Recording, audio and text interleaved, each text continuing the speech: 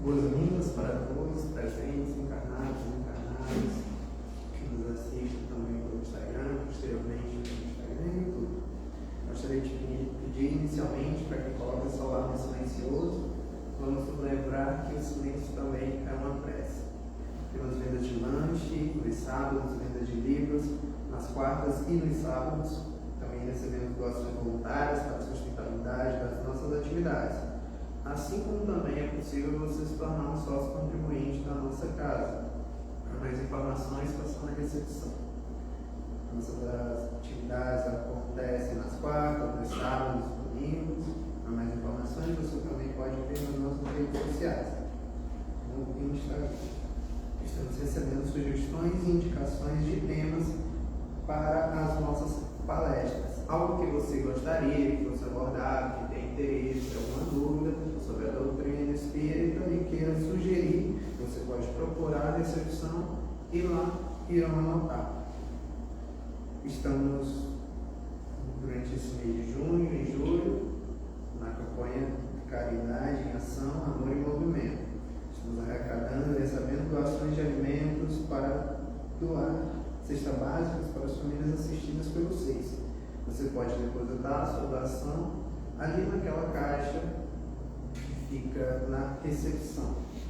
Sua colaboração é muito importante para esse trabalho de amor. No dia 25 de julho, a partir das 6h30, irá acontecer o nosso Festival Junino. Um lindo momento de confraternização e todo o valor arrecadado será utilizado para a sustentabilidade do Shein. Sua presença fará toda a diferença. As pessoas que estão fazendo tratamento, lembrar de passar na recepção para anotar o passe do dia.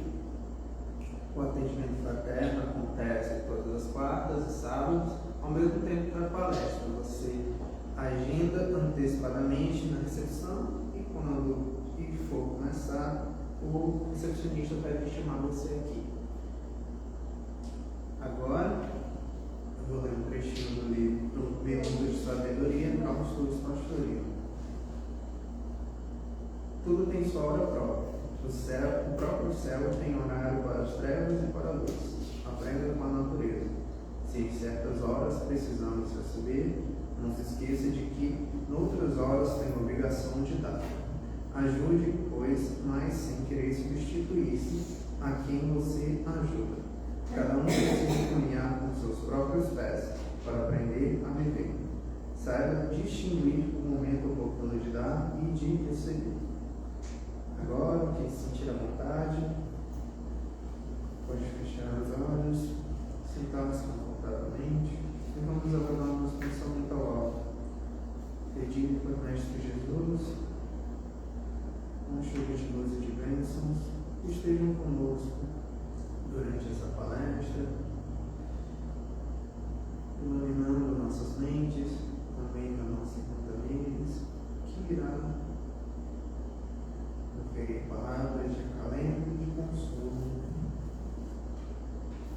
Mestre Jesus, espiritualidade amiga, esteja conosco durante essa palestra e em todos os momentos. Que assim seja. A palestra de hoje tem como tema a vida no mundo espiritual, será feita pela nossa irmã Tamires.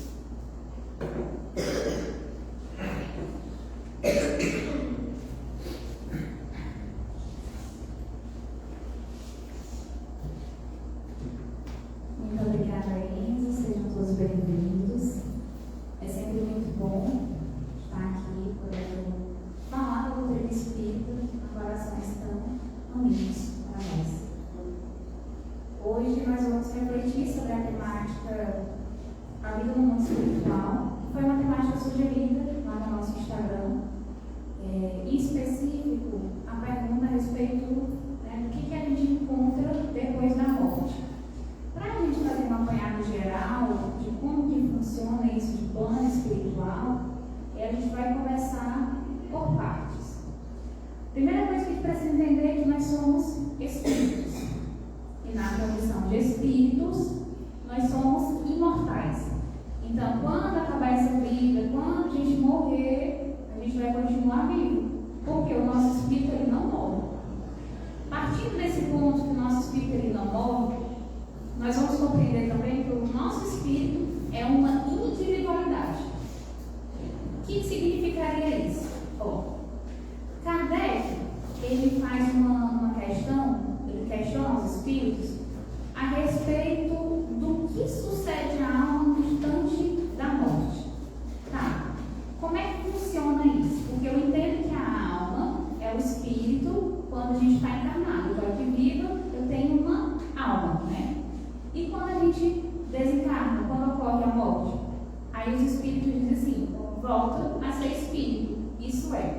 volve a um dos espíritos onde se apartará momentaneamente.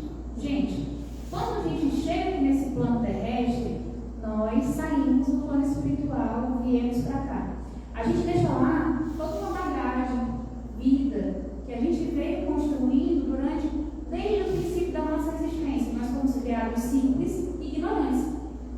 Quando a gente nasce, a gente deixa lá família, a gente deixa lá toda uma realidade. Quando a gente desencarna, quando a gente morre, a gente volta para lá e a gente se depara novamente com essa realidade que nós deixamos. É por isso que na doutrina espírita nós compreendemos que nós temos família espiritual. O que seria a nossa família espiritual? Esses irmãos que não reencarnaram conosco, mas estão lá do outro lado, fazendo o quê? Torcendo pelo êxito da nossa caminhada. Nós temos um mentor espiritual, nós temos um anjo da guarda. Então, tudo isso prova que a gente teve algo antes dessa vida. Você já percebeu que outras religiões também têm essa mesma forma de pensar? Outras religiões também, que às vezes dizem que não acreditam no espírito, mas acreditam no anjo da guarda, acreditam no espírito que protege, que ampara, que está ali a serviço nosso para nos auxiliar nessa encarnação. Dito isso, nós vamos começar a compreender também com o Livro dos Espíritos o seguinte. Kardec mais uma vez questiona os espíritos, lá na questão 150 do Livro dos Espíritos. Como comprova a alma a sua individualidade? Uma questão que não tem mais corpo material? E a resposta dos espíritos é: continua a ser o fluido que lhe é próprio, aurido na atmosfera de seu planeta e que guarda a aparência de sua última encarnação, seu perispírito. O espírito, ele não tem uma forma. A gente não consegue dizer que forma é o espírito. Só que lá no plano espiritual, a gente tem uma roupagem chamada perispírito, que é muito parecida, igual à nossa última encarnação. Então, se eu desencarnar amanhã e for aparecer para vocês, vocês vão ver desse jeitinho aqui. Eu espero que um pouco mais bonita. Eu também soube que quando a gente desencarna, se a gente tivesse um mérito, a gente vem ainda com mais beleza. Então, a depender do nosso mérito.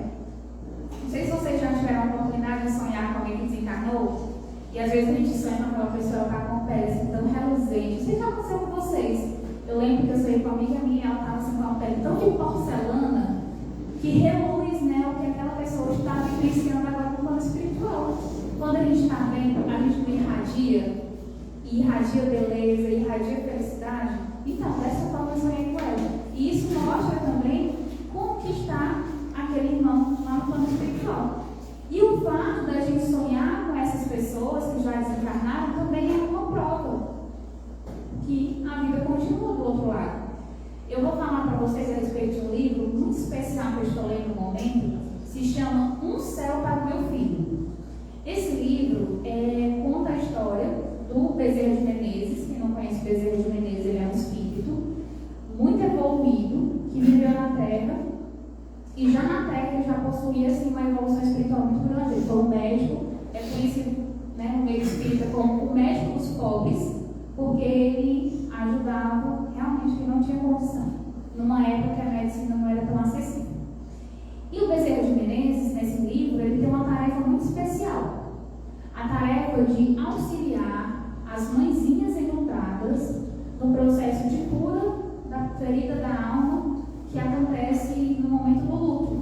A gente sabe, eu não sou mãe, mas isso é algo comum, de que a maior dor que uma mãe pode sofrer é ver o filho em ânsia. E isso, todas as mãezinhas que eu já aprendi naquele atendimento fraterno, a gente percebe que é uma dor inigualável, a dor de perder o filho. E é o que o Bezerra de Menezes ele faz. Ele ouve as preces dessas mãezinhas, vai para o plano espiritual, e lá no plano espiritual ele começa a procurar esses espíritos. E a gente pensa assim, é só de mães espíritas? Não, de várias religiões. De várias religiões. E aí ele chega lá no plano espiritual e ele começa a procurar. Onde é que está? Né? Então, por exemplo, a mãezinha que o filho desencarnou porque ele era envolvido com crime. O que todo mundo diz? Foi para o maltrato. Está no inferno. Isso para uma mãe gera uma dor grandiosa. E geralmente isso ainda vem, né, junto com não tem salvação. Porque às vezes a gente quer se colocar no lugar de Deus e decidir quem é que tem e quem é que não tem salvação. E aí ele vai e faz esse resgate. Então ele encontra nas zonas espirituais. Às vezes esses irmãos realmente estão em zonas de sofrimento, de dor. E aí o que ele faz? Ele pega esses irmãos, convida-os para uma área de reabilitação. Como que funciona essa área de reabilitação? Ora, se a gente vai para um lugar de reabilitação, o que geralmente tem? Todos os cuidados terapêuticos necessários para a reabilitação. Se for um irmão que está sofrendo pelo vício do álcool, então a gente vai ter ali todas a terapêutica, né, para auxiliar aquele irmão. No plano espiritual funciona do mesmo jeito, então ele leva para essa zona de reabilitação. E aí dos locais de reabilitação, de uma história bem específica, né, de uma moça que tinha desencarnado, inclusive, pelo suicídio, que também é outra coisa que pensa que o quê? Não tem salvação, né? Vai viver o resto da vida sofrendo. E aí o Bezerra de Menezes, socorrendo às preces dessa mãezinha, recolhe esse espírito que estava em sofrimento porque a sua própria consciência fazia sofrer. Porque quando a gente desencarna, que a gente chega no plano espiritual, nós passamos por um processo de perturbação. E aí, antes de continuar a nossa história, eu vou só explicar para vocês, para que fique mais fácil o entendimento, porque o Kardec também fala disso lá no Livro dos Espíritos, né? Quando ele fala a respeito na questão 163, né? Ele questiona, né? A alma tem consciência de si mesma imediatamente depois de deixar o corpo? Tá, morri agora, cheguei lá do outro lado. Eu vou saber que eu sou a Tamires, como eu desencarnei? Essa é a pergunta do Kardec. E aí ele diz que imediatamente não é bem o termo. A alma passa algum tempo em estado de perturbação. Por que perturbação? É como se a gente estivesse acordando de um sono. Mas um sono muito profundo. A gente acorda assim meio lesado, sem saber o que está acontecendo. E aí esse sono que a gente fica lá no plano espiritual vai depender do nosso grau de evolução da forma que nós desencarnamos. Então, por exemplo, digamos que o espírito, isso aqui não é via de regra, é só um exemplo, nós temos várias, por exemplo, a pessoa desencarna de um acidente. Geralmente ela vai passar por um processo de perturbação, ela pode, inclusive, não perceber que desencarnou, não perceber, e continuar caminhando, aqui mesmo pela terra, entre nós, e demorar algum tempo para receber um auxílio. Pode ser que essa pessoa que desencarnou pelo acidente, ela se encontre e se veja, né, só está ali o seu perispírito, né, morreu, mas ela continua vivendo aquela situação do desencarne. Se chama o looping. O que seria um looping? Você tem uma situação muito traumática como essa, desencarne por um acidente, e aí você chega no plano espiritual e você fica revivendo o momento do acidente. Então você vai reviver aquele acidente de carro uma vez, 2 vezes, 3 vezes, você fica naquele looping até o momento em que você vai receber o auxílio da espiritualidade amiga, porque esse auxílio da espiritualidade amiga, ele sempre chega. Então, nem sempre a gente tem a consciência de nós mesmos assim que a gente desencarna. Vai depender muito de caso para caso. E ainda tem outros casos, a depender do mérito da pessoa, que digamos que seja um acidente de carro, antes da colisão, aquele espírito já é retirado do corpo para ele nem sofrer um impacto, nem sofrer um trauma daquela colisão. E tudo isso vai depender do quê? Do nosso mérito. E o mérito a gente constrói na nossa vivência diária aqui nessa terra. Então, a depender de como nós estamos hoje, construindo a nossa vida, a nossa caminhada, isso também vai ser levado em consideração no momento do nosso desencarne. Então, não temos imediatamente essa consciência de nós mesmos. E aí, nesse caso, a menina desencarnou, né, através do suicídio, e aí ela ficou lá no plano espiritual, se sentindo culpada, remoendo, e a coisa que vinha mais na cabeça dela é que a mãe dela não queria perdoar ela. E ela começou a sofrer no plano espiritual por conta de ficar imaginando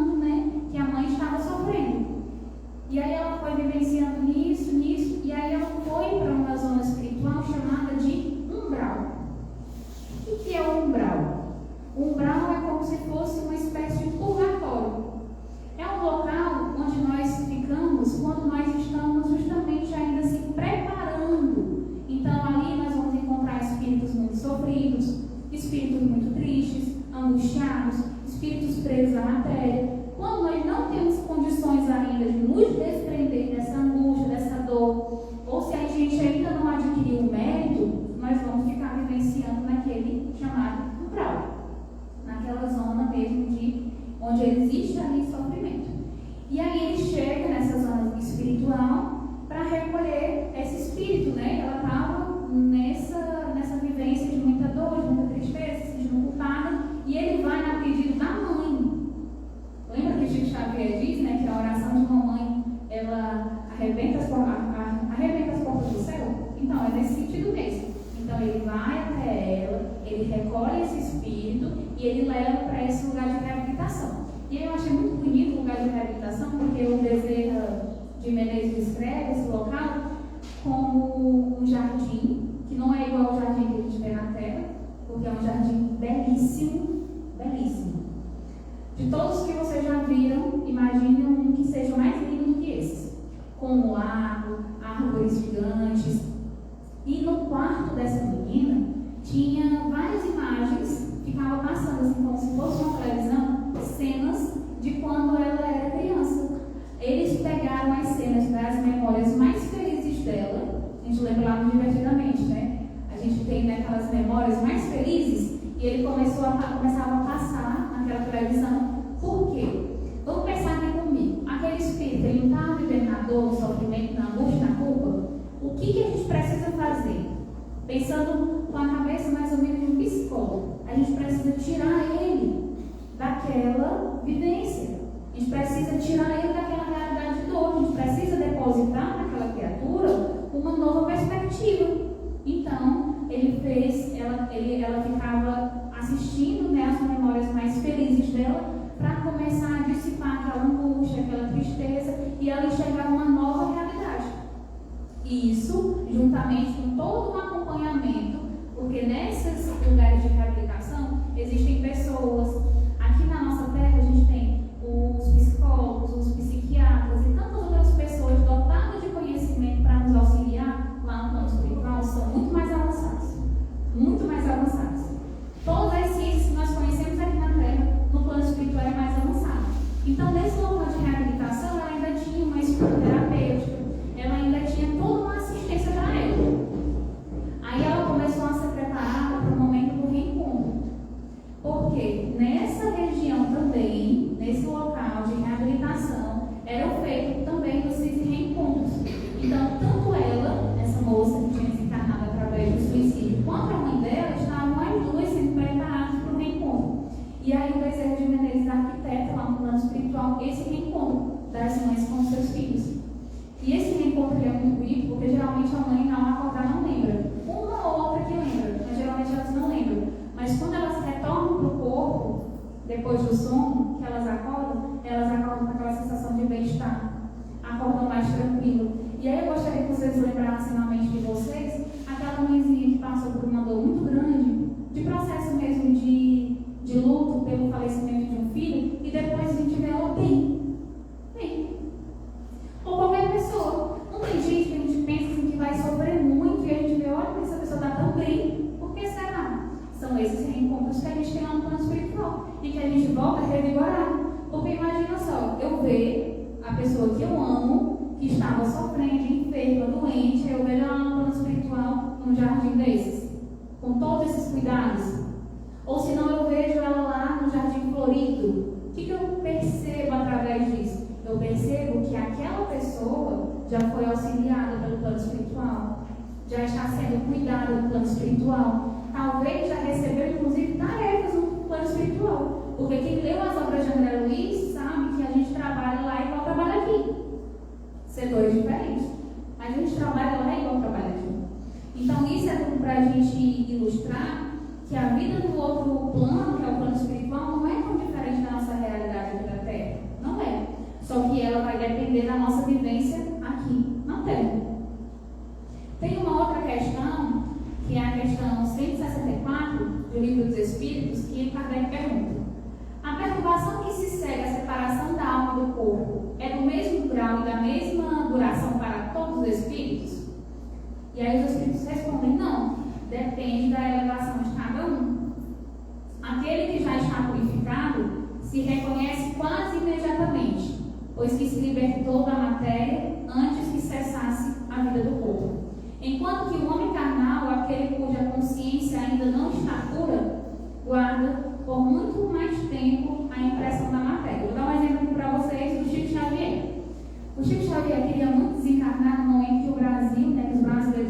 muito felizes. Tanto que foi quando a gente conseguiu ganhar a Copa até de 2002. Aí ele desencarnou nesse período, nesse dia. E quando ele começou a sentir que ele estava desencarnando, porque a gente sabe, que é outra coisa interessante, né? A gente sabe, a gente sente, especialmente os espíritos, eles se aproximam da gente e tudo mais. Mesmo se a gente estiver dormindo, a gente pensa assim, né? Morrer dormindo é ótimo, a gente fecha o olho e pronto. Do mesmo jeito, a gente vai sentir do mesmo jeito, os espíritos chegando dizendo assim, pois é, agora já está na hora da gente voltar para casa, né? Então a gente vai sentir isso. E aí ele percebeu que já estava próximo do seu desencarne, e aí ele pegou e começou a fazer a oração do Pai Nosso. Pai Nosso que está no céu, terminou do outro lugar. Simplesmente assim. Por quê? Porque ele era um espírito evoluído. Ele já estava ali no processo de purificação já nessa vida. Quem conhece a história de Chico Xavier percebe que ele teve uma vida, né, com uma boa índole. Ele trabalhou muito em prol do bem, do amor e da caridade. Então ele começou o Pai Nosso nessa encarnado e terminou desencarnado do outro lado da vida, já encontrando aqueles espíritos que trabalharam com ele. E ele era um dos que tinha medo de morrer, né? Tanto que quando ele pensou que ia morrer no avião, o Emmanuel disse para ele não se desesperar, né? Que é o mentor espiritual de Chico Xavier. Então imagina, um espírito olha para Chico Xavier e diz, não se desespere, porque se você morrer, você só vai vir para cá onde eu estou. E a sua vida vai continuar da mesma forma. Então, nós temos essa questão, vai depender de cada um. É por isso que, às vezes, por mais que a gente queira saber, tem muita gente que chega aqui no centro espírita e pergunta, né? Ah, meu familiar desencarnou, como é que ele está? Não sei. Depende, né? Depende do médico dele, depende de como que ele estava, depende do que ele carregava no coração. É por isso que a gente tem que ter cuidado. Tem uma frase, né, bíblica, né, que é inclusive a orientação do próprio Cristo, que é reconcilia-te com teu adversário enquanto estás a caminho com ele. Por que essa fala é tão importante? Porque nós estamos encarnados, o momento de reconciliação é agora. Porque se eu vou para o outro lado da vida, levando uma inimizade, levando ódio, o que vai acontecer? Muito provavelmente eu vou me tornar um obsessor. Porque as nossas ideias se aguçam muito mais lá no plano espiritual. Lembra que eu falei da menina que ficou na culpa, na angústia, no sofrimento? Gente, lá não é igual aqui, que a gente sai, toma um café, que a gente trabalha. A gente só consegue ter uma vida assim lá do outro lado quando a gente começa a trabalhar essas questões psicológicas mesmo. Então, por exemplo, se eu tenho um ódio, aqui, por mais que a gente sinta raiva, rancor, mas a gente não tem toda uma vida que a gente vai construindo uma rotina, lá não. Então a gente fica vibrando nesse ódio, nessa raiva, nesse ressentimento, e a gente acaba se ligando a consciências com essas mesmas intenções. E aí talvez, quem sabe, eu toda envolvida nesse ódio, nessa raiva, chega um irmãozinho e fala assim, vamos se ligar? Eu te ensino, eu te ajudo. Aí a gente decide o quê? Vamos. Já estou aqui mesmo, eu já ouvi.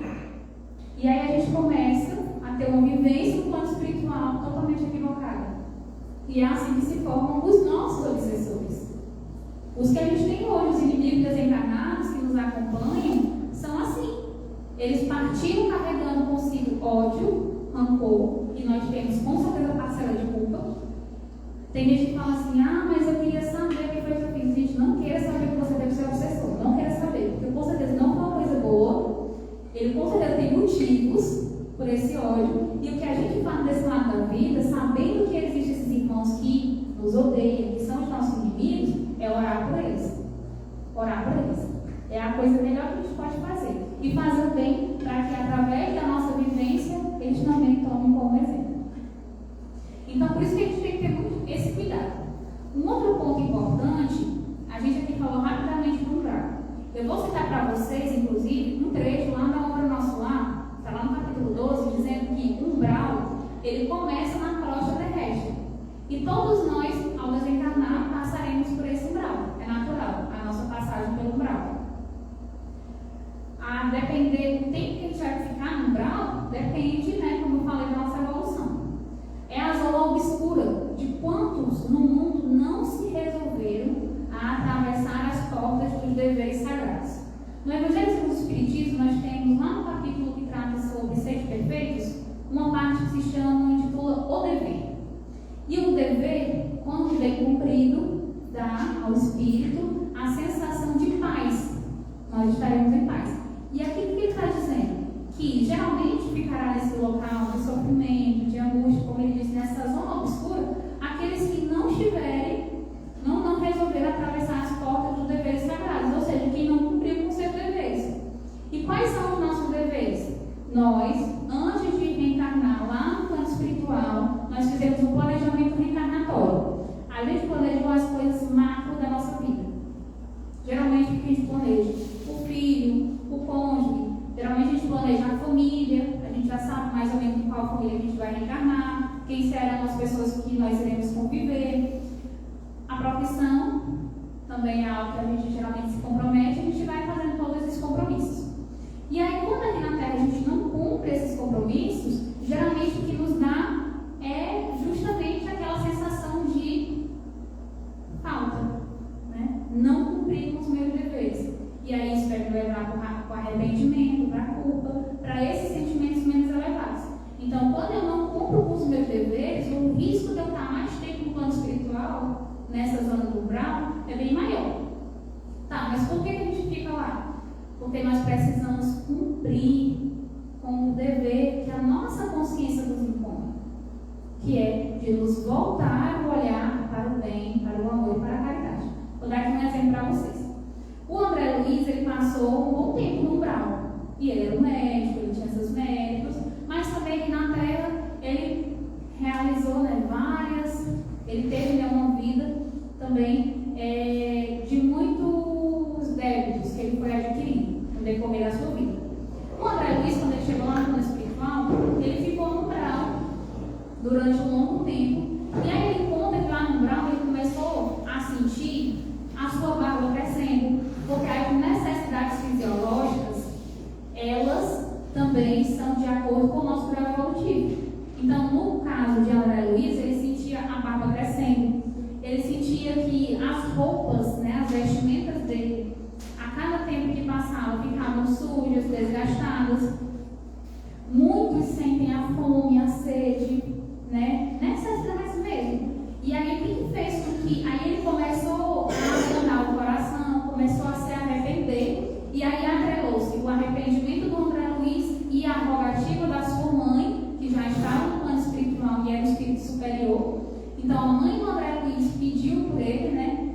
E aí, tanto que ele fala que os momentos de alívio, que ele tinha alguns momentos de alívio momentâneo, era o momento em que se direcionava a ele algumas preces. E é também por isso que é importante para quem desencarna a gente fazer prece, né? Porque eles sentem isso e isso alivia o coração deles.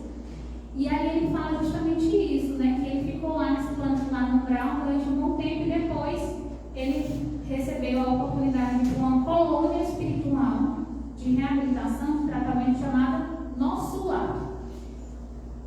E aí o texto aqui ainda diz, né, que demorando-se no vale da indecisão ou no pântano dos erros numerosos. Então nós temos essa questão também dos nossos erros que nos levam a essas zonas. E aí olha só, aí no capítulo 12 nós temos o seguinte, o André Luiz comentando que o umbral funciona, portanto, como região destinada a esgotamento de resíduos mentais. O que seria esse esgotamento de resíduos mentais? É que a gente vai... Lembra aquela menina que estava naquele sofrimento, naquela culpa? Quanto mais a gente vai sentindo, vai também se esgotando, vai também se esvaindo. A gente vai também, de alguma forma, colocando isso para fora. Então, é como se fosse uma espécie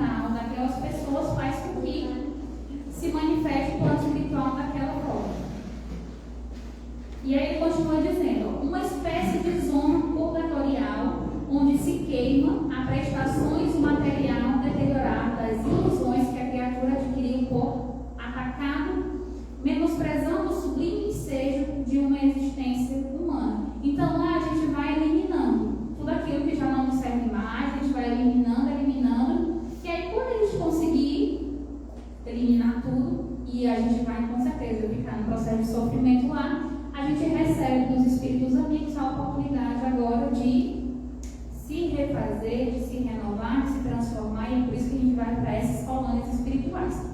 E aí a colônia espiritual que o André Luiz vai é a colônia espiritual Nosso Lar.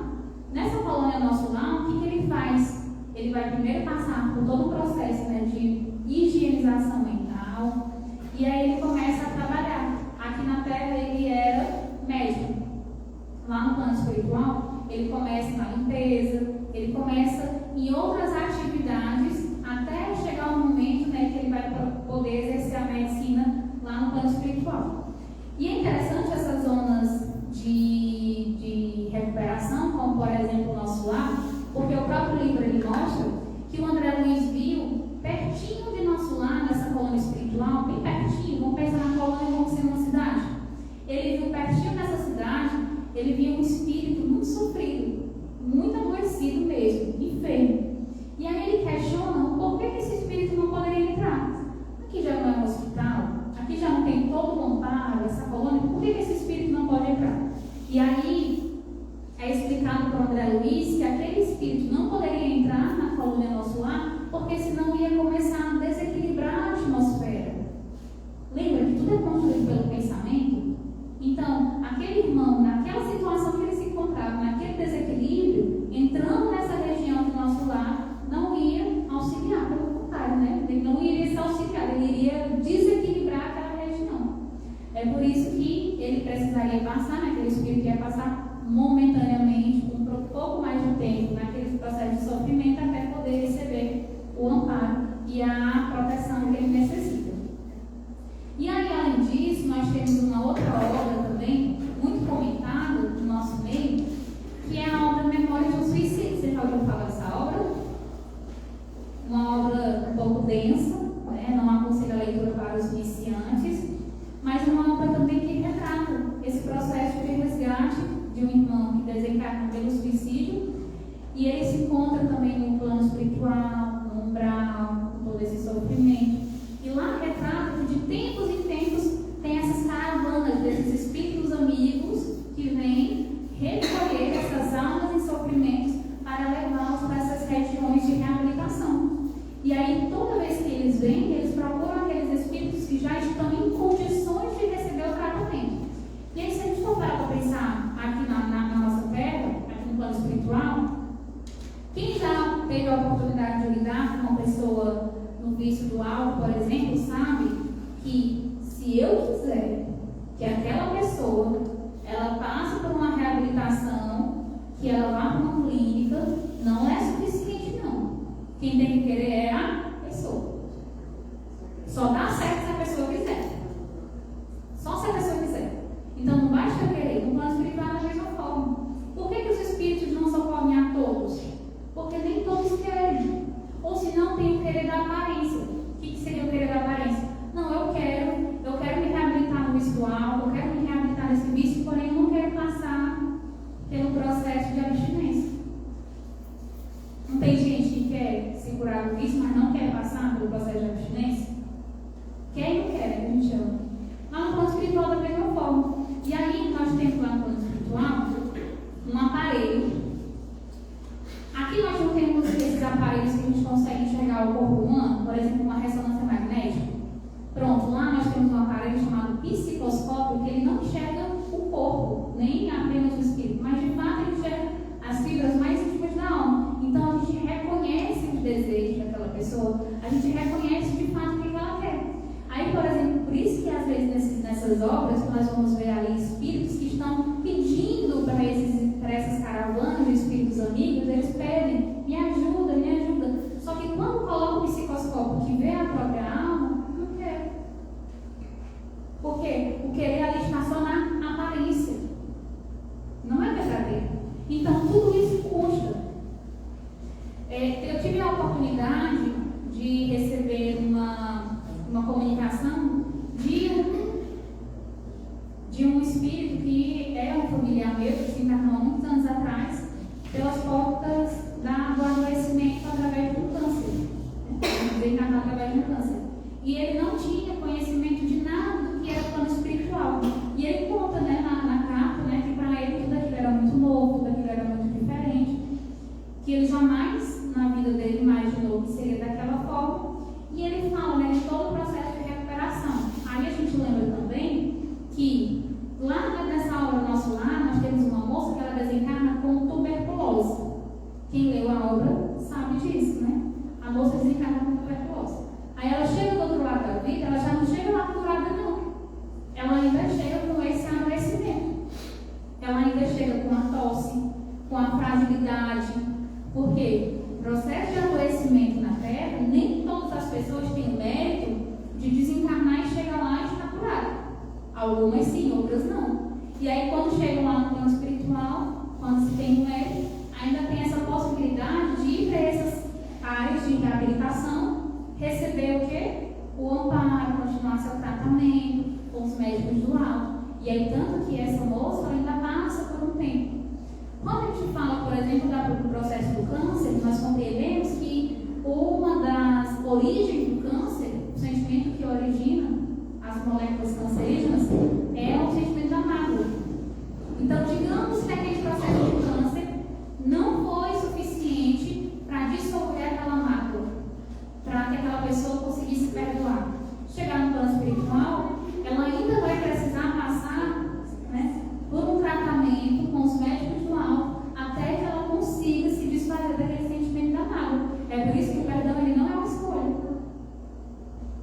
Quando a gente fala de Jesus, quando a gente começa a estudar o Evangelho, nós vemos que Jesus ele coloca o perdão para a gente quase como uma imposição. Tem que perdoar. Tem que perdoar. Não tem o que escolher. Por quê? A falta do perdão vai nos trazer diversos malefícios no futuro. E ontem estava aí em Pedro II fazendo uma palestra e algo que eu comentei foi justamente isso, que as maiores mazelas que nós temos na nossa humanidade de hoje é pela falta do perdão. Pela falta do perdão nós vamos entender a falta de tolerância, a falta de paciência, o julgamento, porque se eu julgo é porque eu não consigo aceitar que o outro é falho. Eu não consigo perdoar a falha do outro. Aí eu entro no processo de julgamento. Então, o perdão ele se constitui para nós hoje uma das fontes seguras para que a gente encontre uma realidade boa quando voltar para casa, quando for para o plano espiritual. E aí a gente começa a pensar e a mentalizar quem são as pessoas que a gente ainda não conseguiu perdoar. Aquelas pessoas que é muito difícil de ser tolerantes com elas, que tudo que ela faz nos irrita, nos fere, nos aborrece. Aquelas pessoas que recebem muito o nosso julgamento. A gente começa a refletir sobre isso, a gente começa a trabalhar esse sentimento dentro da gente, para que a gente encontre uma realidade boa ao retornar para o plano espiritual. Ainda sobre a obra, né, de André Luiz, a obra Nosso Lar, nós temos um outro trecho falando da colônia Nosso Lar. Então ele diz assim, André Luiz: a organização de serviços, o governador atual, que é o terceiro desde a fundação da colônia, tem se esforçado por imprimir a maior feição de trabalho a todos os departamentos. A cidade é essencialmente de transição. Então, aquilo que nós vemos aqui no plano terrestre, dos líderes, né, dos governadores, dos nossos prefeitos, dessas pessoas que estão nessas posições de liderança, no plano espiritual, da mesma forma, nós temos os ministros, os governadores, pessoas que estão liderando as regiões e os locais. Para nós que somos espíritas, tem algo muito peculiar lá no plano espiritual, em especial numa colônia chamada Colônia Esperança, que é um hospital de reabilitação para os espíritas, especialmente aqueles que assumiram os compromissos com a diligência da Casa Espírita, com as coordenações, esses compromissos mais ligados mesmo à Casa Espírita, à doutrina espírita, no sentido de liderança. E aí lá tem esse Hospital da Esperança, que inclusive serve de zona de reabilitação para esses irmãos, líderes espíritas, que não conseguiram concluir com êxito a sua tarefa. É quase como se fosse um hospital psiquiátrico. Que imagina só, a gente recebe da doutrina espírita um tanto de conhecimento, e a gente sabe que quanto mais se é dado, mais se é cobrado. Imagina chegar do outro lado da vida e na hora que for questionar, porque tu recebeu esse monte de conhecimento, a gente colocou nas suas mãos o centro espírita e irmã chega para você ser presidente e você fez tudo errado. Gente, eu vou morrer de remorso aí pra gente, né? Que talvez tenha um mérito, para quem tem um mérito, aí tem esse hospital espiritual, e quem cuida, inclusive, é um espírito chamado Hermès de Foucault. Quem tem a oportunidade de ver as obras, são obras belíssimas, e numa obra especial chamada Estudando Sentimentos, ela comenta a respeito disso. E aí isso serve para a gente aprender o seguinte, que esse hospital que acolhe esses irmãos espíritas, líderes da doutrina espírita, e que falharam nas suas missões, nós também temos esses mesmos hospitais específicos para outras áreas da vida, para mães, como a gente viu, né, para os filhos, para pessoas que passam pelo processo do vício do álcool, pelo processo do vício do cigarro. Então, nós temos essas regiões, esses hospitais específicos. E outra coisa importante a gente falar é sobre como que a gente, quando acorda do outro lado, já passou por esse processo de perturbação, quem são as pessoas que nós vamos encontrar? Principalmente nossos familiares que já se foram. Especialmente aqueles rostos que são mais familiares a nós. Os espíritos que nos amam. Outra coisa também interessante é pensar que, se a gente desencarna no Brasil, a gente vai encontrar pessoas com feições brasileiras. Se a gente desencarna na Coreia, a gente vai encontrar pessoas com feições coreanas. Por quê? Para que a gente possa ter essa identificação. E sem contar que a gente não tem a aparência da última encarnação, as colônias espirituais que nós vamos também, geralmente é nas regiões mais próximas a nós. Recentemente a Adriana até comentou que o Afonso, ele disse que em cima de Aricocarão, a gente vê, né, que a gente tem ali aquela bacia imensa, né, de água ali no caldeirão, uma vegetação belíssima, e espiritualmente em cima do caldeirão nós temos ali também uma coluna espiritual reservada para o acolhimento dos irmãos que desencarnam através do suicídio. E a gente sabe que a nossa cidade e as cidades aqui ao redor, Piracuruca, Pedro II, nós temos muitos casos de irmãos que desencarnam através do suicídio. E eu estou dizendo isso para que a gente pense que quando a gente passa dessa vida para outra, a gente não passou, a gente não está desamparado. Deus, ele sempre dá um jeitinho de acolher os seus filhos. Às vezes precisa demorar um pouquinho mais, para que a gente aprenda lá no plano espiritual, que a gente não aprende aqui na Terra. Às vezes a gente vai precisar sofrer um pouco mais lá para a gente ter esse aprendizado. Mas Deus, ele nunca desampara o filho. Nesse livro que eu estou lendo, O Céu para o Teu Filho, tem uma frase que eu acho que é belíssima. Diz assim: Deus sempre tem um céu para seus filhos. Às vezes demora um pouquinho até a gente chegar lá, mas ele sempre guarda para cada um dos seus filhos um céu. E céu aqui no sentido do lugar bom, do lugar onde que a gente vai estar e não vai ter esse sofrimento, essa angústia, essa dor. É por isso que nesse dia de hoje a gente possa, ao sair daqui, refletir sobre a nossa conduta aqui na Terra, se nós estamos construindo esse céu para quando a gente voltar para casa, para o plano espiritual, lembrar dos irmãos que já desencarnaram, fazer uma prece pelos nossos familiares que já se foram e lembrar que também para eles Deus tem o céu os aguardando. Muito obrigada, até a próxima.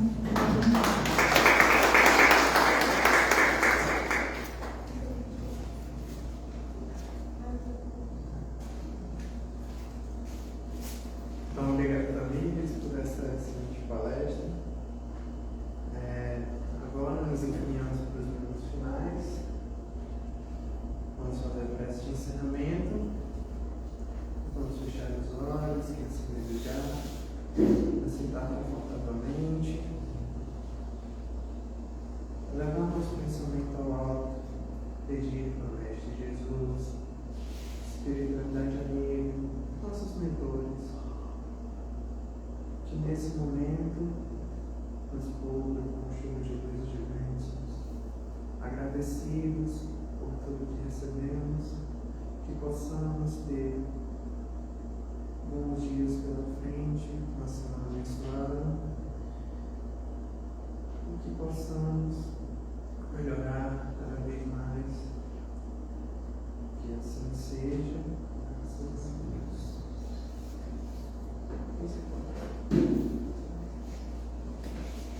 Para você que está nos assistindo pelo Instagram, vamos deixar o link do passo virtual, para quem